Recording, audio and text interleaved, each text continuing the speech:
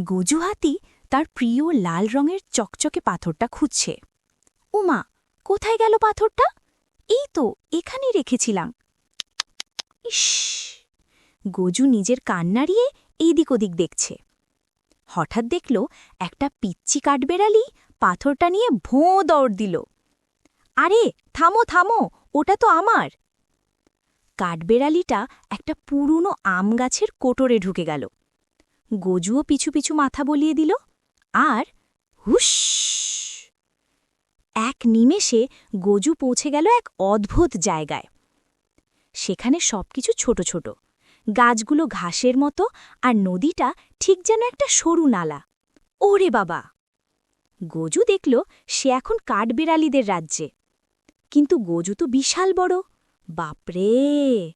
সে একটা পা ফেলতেই গোটা শহর কেঁপে উঠছে। ধড়াস ধড়াস! হে দানব, তুমি কেন আমাদের দেশে এসেছ? গজু দেখল সেই রাজ্যের রাজা আর রানী ভীষণ ঝগড়া করছে। কেন জানো? একটা ছোট্ট আখরোট নিয়ে। কি কাণ্ড! রাজা বলছে, এটা আমার।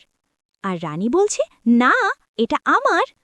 ঝগড়ার চোটে তাদের রাজ্যের সব কাজ বন্ধ। ইস! গজু বুদ্ধি খাটিয়ে বলল, আপনারা থামুন, আমি আপনাদের সাহায্য করছি।